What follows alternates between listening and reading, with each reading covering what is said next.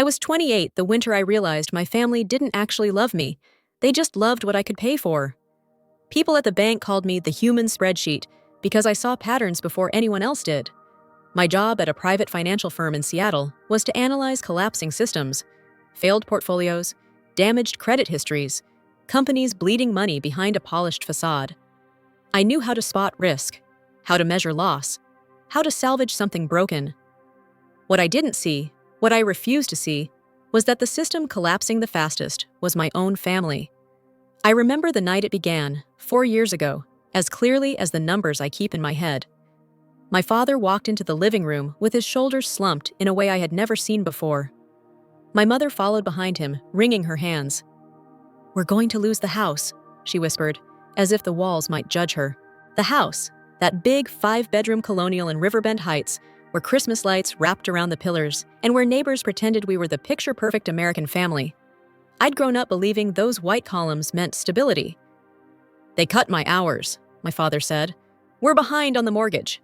Then all three of them, Dad, Mom, my older brother Bryce, turned their eyes to me. It was subtle, but the implication was loud enough to rattle my bones. "You can fix this, Janet. You always fix everything."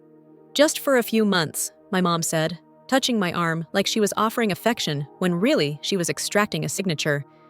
"You're doing so well at work. You're the only one who can help." I should have said no. A normal daughter would have hesitated, asked questions, drawn boundaries. I nodded instead. I even smiled. "Okay, just until you get back on your feet." That temporary patch turned into a 4-year hemorrhage, $2,000 every month, automatically transferred from my account to the mortgage company. 48 payments, $96,000. I tracked every penny, Excel sheets, folders, serial numbers from every appliance I bought to help stabilize the home. My brain works that way. Document or it never happened. And yet, somehow, the more I paid, the less visible I became. Bryce, my 32-year-old brother, spent his days claiming he was between startup phases, which was a polite way of saying he played video games until 3 a.m. and considered brainstorming a business idea the same thing as having one. Tessa, my 23-year-old sister, burned through money like air. Hair extensions, online shopping hauls, private college tuition she refused to take seriously. "I need this," she'd announce, waving a Sephora bag like it was a doctor's prescription. My parents? They drifted through their days in a soft haze of entitlement, always murmuring about how family takes care of each other. But somehow, I was the only one doing the taking care. Only Nolan, my 21-year-old baby brother, ever tried to help. Every now and then, he'd slip a wrinkled $100 bill onto the kitchen counter, cheeks flushed with embarrassment. "It's not much," he'd say. "It's honest," I'd tell him. And it was. But honesty didn't stop the house from becoming a slow-burning trap. At first, they thanked me. Polite nods, warm hugs, my mother's hand squeezing mine. Then the gratitude faded. They stopped asking, they just expected. My father stopped updating me about his job. My mother stopped pretending they'd pay me back. Bryce joked once, "Janet's our trust fund." Everyone laughed except me. I should have said something then, drawn a line, maybe screamed. But data analysts aren't built to scream. We calculate, we justify, we hope. One evening last December, I came home late from work. The sky was already black, the air sharp with winter. I found Bryce sprawled on the new sectional I had purchased, eating takeout I had paid for, streaming a show through the internet plan I maintained. "Hey," I said, "can you send me the 50 for utilities?" He didn't even look at me. "I'm tight this month." "You were tight last month." "Janet," he sighed, as if I was the burden. "Relax. You make good money. It's not a big deal." I felt something inside me crack, quietly, the way ice breaks under fresh snow. Later that night, Mom cornered me in the kitchen while I wiped down the marble island I'd bought on credit. "You know Bryce is trying," she whispered. "You mean gaming is his full-time job now?" Her expression sharpened. "You're becoming ungrateful, Janet. Family doesn't nickel and dime each other." Ungrateful. The word echoed inside me like an insult I wasn't meant to hear. I looked around the house, the renovated bathroom I'd paid for, the stainless steel fridge bought with my bonus, the washer and dryer I'd hauled up the driveway myself. Every upgrade had my fingerprints on it. Every improvement came from my paycheck. Yet I was ungrateful. That was the night I started updating my personal ledger. I didn't know then what I was preparing for. I only knew I needed the truth documented, line by line, in ways no one could distort. I had no idea that the entries I made, those dates, amounts, serial numbers, would one day become the evidence that saved me. Or that on Christmas Eve, everything would collapse in one silent morning, and the empty house would be my final warning. I woke up on December 24th expecting chaos, my mother yelling about oven temperatures, Bryce arguing over Wi-Fi speed, Tessa blasting Christmas pop from her room. Noise was the Anderson family's love language. But that morning, the silence hit me like a shove to the chest. The house felt evacuated. The kind of quiet you hear in abandoned buildings, not in a 5-bedroom home with 4 adults who never stop talking. "Mom," I called out. My voice bounced back at me, thin and lonely. No answer. I walked down the stairs, each step groaning under my weight, the hardwood colder than usual. The kitchen, normally a war zone of spices, bowls, and half-burned attempts at holiday food, was spotless. No turkey thawing, no coffee brewing, no notes, no lists, no nothing. The refrigerator, the $3,000 stainless steel model I bought last year, hummed softly. But when I opened it, the shelves were almost bare. A jar of pickles, a bottle of ketchup, half a lemon turning brown. Something was wrong, terribly wrong. I checked Tessa's room first. I pushed the door open and froze. Her closet, normally exploding with fast fashion and glitter, was stripped. Hangers dangled like rib cages. The vanity was empty except for a single eyelash stuck to the mirror. Bryce's room was next. The triple-screen setup I'd bought him after he promised to get serious about coding was there. But the actual PC tower and his expensive noise-canceling headset were gone. His suitcase wasn't in the closet. My heart started hammering. Nolan's room was the only one untouched. Bed made, surfaces clean, a thin layer of dust telling me he hadn't slept there last night. He must have left after his shift at the warehouse. I rushed to the garage, and the garage hit me harder than the silence. The 7-seat SUV my parents adored was missing. Only oil stains remained like a ghostly imprint, proof it had sat there for years, until now. I ran back into the kitchen and grabbed my mother's phone from the charging dock. Gone. My father's? Gone. I called them anyway, straight to voicemail. Bryce, voicemail. Tessa, off. Home phone, disconnected. It felt like being erased in real time. I sat down at the marble island, staring at the lifeless Christmas tree in the corner. The ornaments I'd bought over the years, glass, delicate, expensive, glittered under the morning sun as if mocking me. They didn't just leave. They didn't just forget. They planned it. My stomach twisted. I dialed the only person in the family who'd ever been honest with me, my Uncle Doug. He answered on the 3rd ring, breathless. "Janet, hey! Merry Christmas Eve!"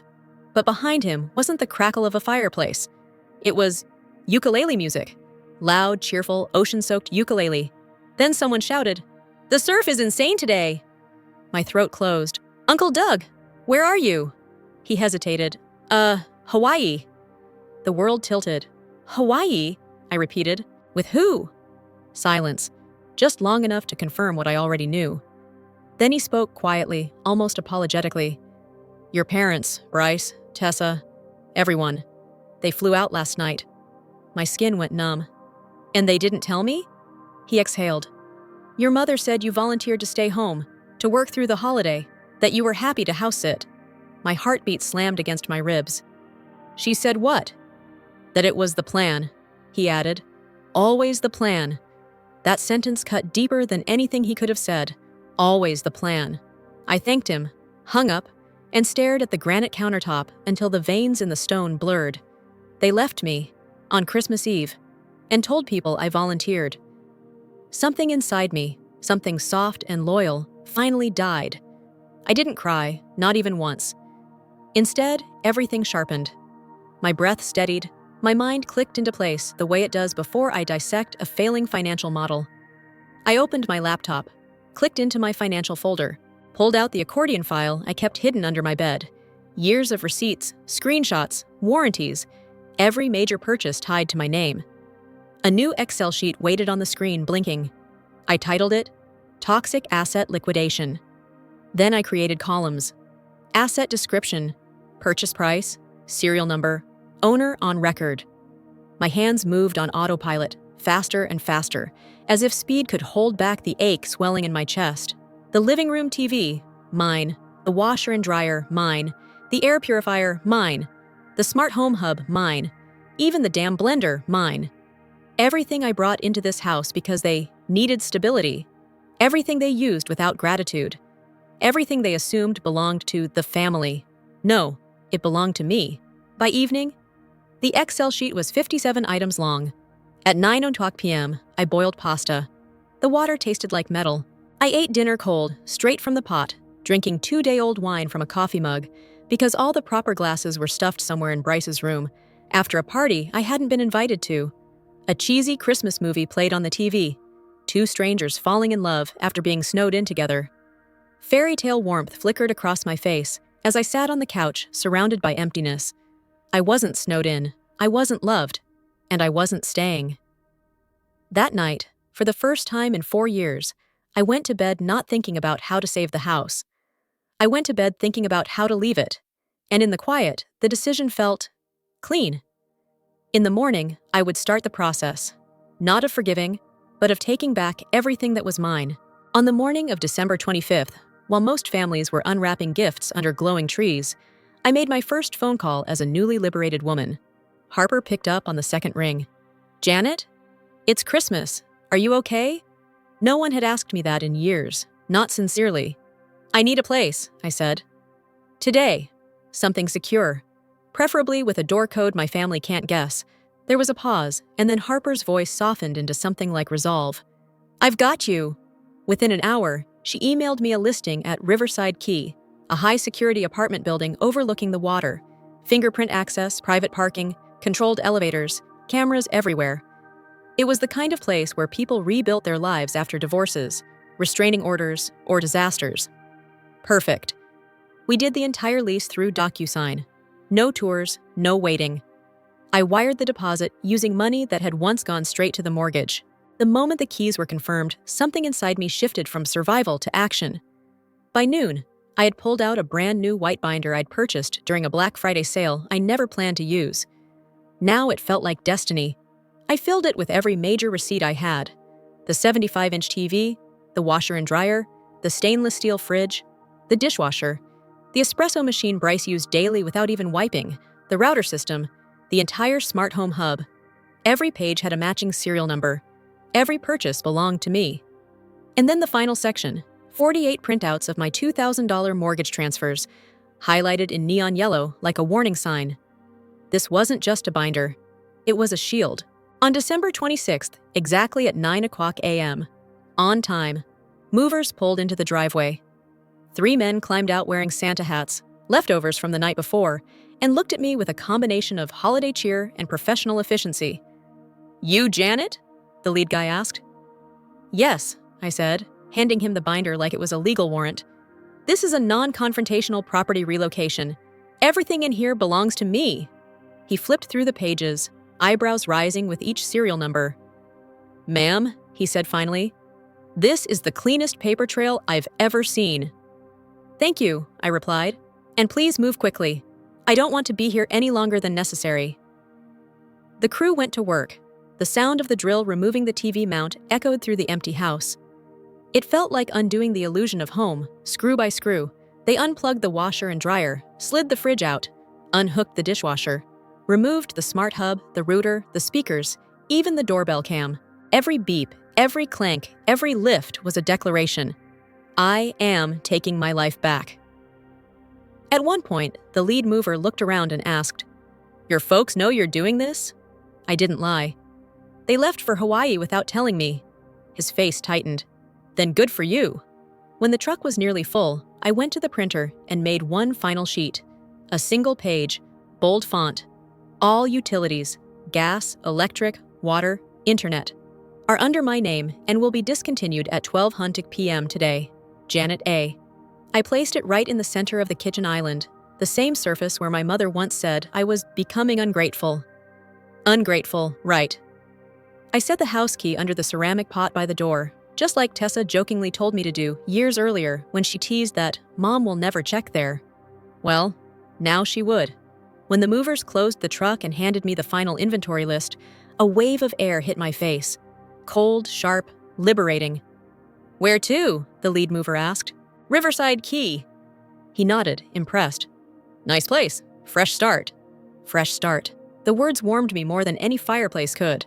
We unloaded everything into my new apartment by sunset. The living room still smelled like new carpet. The silence here wasn't hollow. It was intentional, chosen.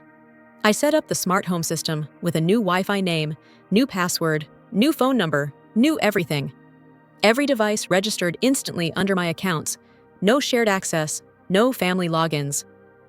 That night, when the apartment lights brightened at my voice command, something that always annoyed my mother, I felt like I had finally stepped into a life that belonged entirely to me. I slept on a mattress without a bed frame, surrounded by half-open boxes, but it was the best sleep of my adult life. The next 6 days were quiet in a way that felt earned. I went to work, came home, organized dishes, built an emergency fund, transferred the same $2,000, once a monthly sacrifice, into my savings account instead of my parents' own mortgage. The number stared at me on the banking app, glowing with a kind of pride I'd never felt before. For the first time, I wasn't financing someone else's life. I was financing my own. I didn't know what storm was coming. I didn't know my family would return and unleash the kind of chaos only entitlement can breed. I didn't know I'd soon be sitting across from police officers and judges defending myself against people who called themselves my loved ones. All I knew was this: I was gone. And for now, that was enough. On December 31st, I was sitting on my new couch in Riverside Key, sipping coffee from a mug I finally bought for myself, when my phone buzzed. It was the old doorbell app, the one the family never bothered to reset because everything tech-related was apparently my job. I hadn't expected it to still work, but there it was, motion detected at your front door. My pulse kicked. I opened the app, and on the screen, like a live-action comedy of entitlement, was my entire family dragging suitcases across the porch of the house I had been paying for. Mom in her oversized sun hat, Dad in his floral Hawaii shirt, Tessa whining about the cold, Bryce carrying a surfboard for no reason other than aesthetics. I turned up the volume. "Where's the key?" Mom snapped. "In the plant pot," Tessa shot back. "Like I said!" Just hearing her say it made my jaw clench. They walked in. Dad flipped the light switch. Nothing. "I thought we left these on timers," he muttered. Bryce pulled out his phone, swearing about the Wi-Fi password not connecting. "It says the network's gone," he yelled. "Gone! Literally gone!" I watched them scatter through the house like mice kicked out of their own nest. Mom opened the fridge. "Empty! Who ate everything?" Dad tried the dishwasher.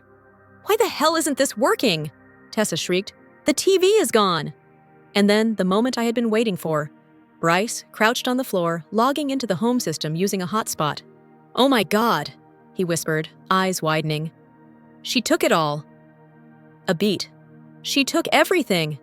Then he clicked something, and I knew exactly what he found. Because On Time Movers had sent me the same file, a time-lapse video of them efficiently removing all my assets. Mom screamed. Dad cursed. Tessa burst into tears like she had been robbed of a kingdom. It was surreal watching adults collapse because they finally encountered a consequence. My old phone, left at the house intentionally, began ringing. 32 missed calls, 43 texts, all caps, all venom. "You thief! You betrayed us! You psychotic little brat! We trusted you! You owe us! We gave you life!" I put the phone face down. I refused to let poison interrupt the calm I had finally built. They didn't stop with insults. Of course they didn't. At 3:12 p.m., my building's front desk called. "Ms. Anderson, 2 police officers are here asking for you." I felt my stomach tighten for a second, but only a second. I opened my door to find 2 officers waiting, polite but stiff. "Ma'am, your parents have reported stolen property," one said. "They're claiming you removed items from their home." I stepped aside. "Please, come in." Let them see. Let them know. I handed them the white binder, my shield, my evidence, my lifeline. Everything I moved belongs to me, paid for by me, documented by me. They flipped through the pages, receipts, serial numbers, bank transfers, the 48 payments of $2,000 each. One officer whistled under his breath. $96,000? "Ma'am, this is airtight." The other nodded. "This isn't theft. This is a family dispute. They shouldn't have called 911. He paused, expression softening. You might want to consider a no-contact order. People escalate when money's involved. Oh, I knew. I'd lived the escalation for 4 years. They left with a warning for my parents. Stop misusing emergency services. Then the second wave hit. Aunts, uncles, cousins, people who hadn't texted me in months, suddenly felt entitled to tell me how family must stick together. One said, "If your mom did something wrong, forgive her. She feeds you." I nearly laughed. I had been feeding all of them. I blocked them one by one, the way you swat flies. But my parents weren't done. They hired a bargain bin attorney and filed a lawsuit claiming $30,000 in emotional damages, painting me as a heartless daughter who stole household property out of spite.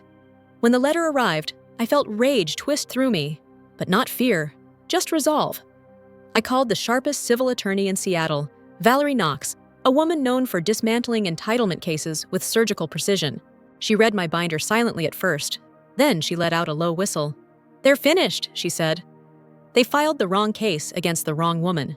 At the preliminary hearing, their lawyer went on and on about duty, family loyalty, moral obligations. Valerie stood up, opened my binder, and laid the pages on the judge's bench like a magician revealing a final card. "Your Honor," she said, "my client paid $96 to keep that house standing while the rest of the family contributed nothing. Every item removed is documented.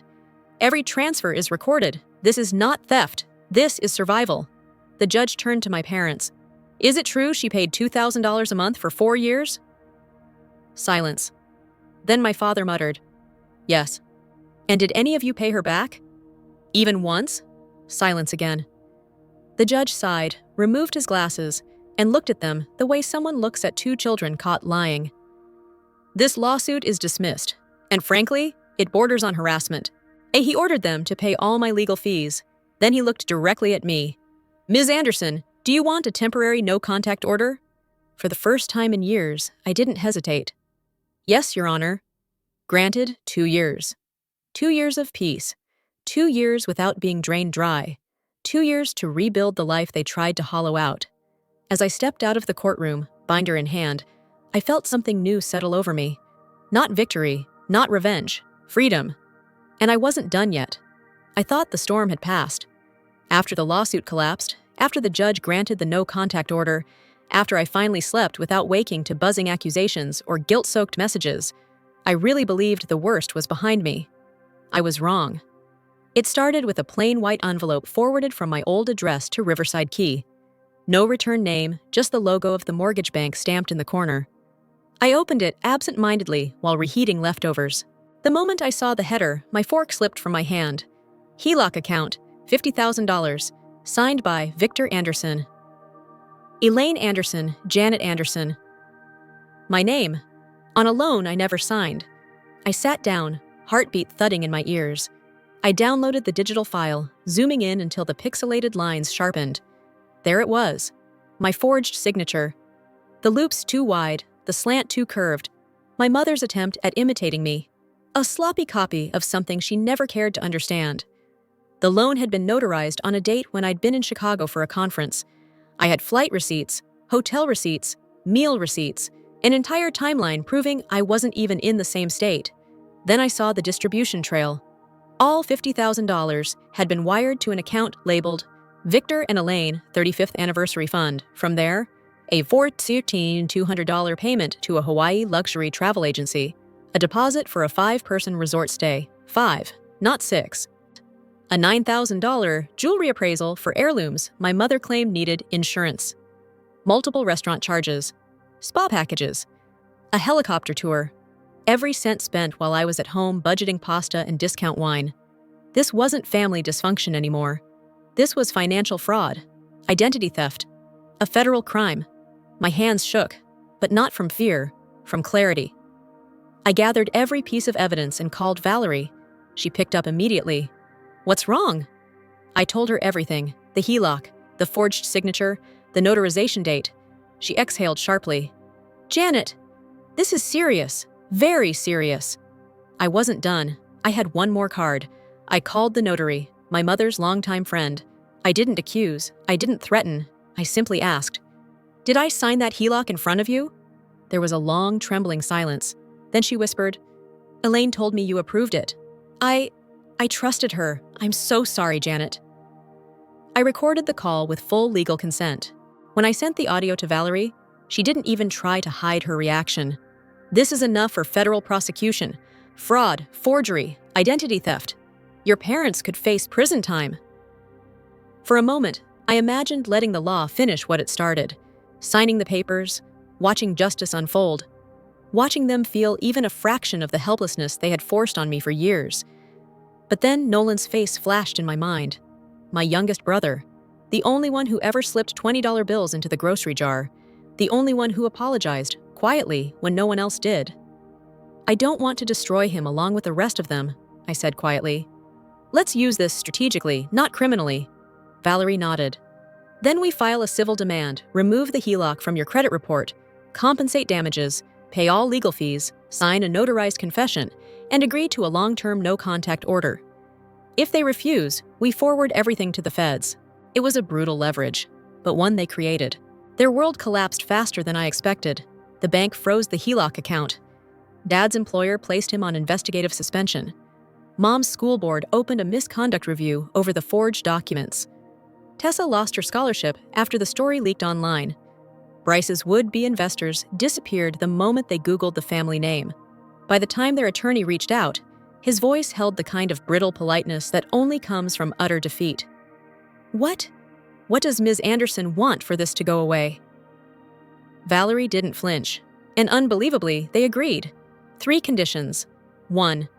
My parents would pay all legal fees plus $10,000 in damages and fund 3 years of credit monitoring to repair the harm they caused. 2. They would sign a detailed notarized confession, admitting to forging my signature, falsifying a notarization, and opening a HELOC without consent. The document would remain in Valerie's possession indefinitely, my insurance policy. 3. A long-term no-contact order. No calls, no texts, no emails, no messages through relatives, no showing up at my workplace, residence, or anywhere I frequent. The judge approved everything. Then, with a stern gaze, he addressed my parents directly. The only reason this case is not being transferred to the U.S. Attorney's Office is because your daughter requested leniency. Do not confuse mercy with weakness, my mother sobbed. My father stared at the floor. It was the first time I had ever seen either of them confronted by someone they couldn't manipulate. 2 months later, I stood on the balcony of my own condo, overlooking the river. The night air was crisp, cool, almost sweet. A silence I once mistook for loneliness now settled around me like a soft blanket. Inside, on my coffee table, sat a single cardboard file box. I peeled a label and wrote 2 words in black marker: family, completed. Then I closed the lid, closed the chapter, closed the door on a life that had drained me for too long. For the first time, the quiet didn't scare me. It felt like freedom, and it belonged entirely to me. If you've listened all the way to the end, how do you feel about Janet's journey? What kind of stories would you like me to create next? Family conflicts, betrayal, or personal healing and self-rescue? If you enjoyed this story, leave a comment and let me know. And don't forget to like and subscribe so you won't miss more stories from women who found their voices again.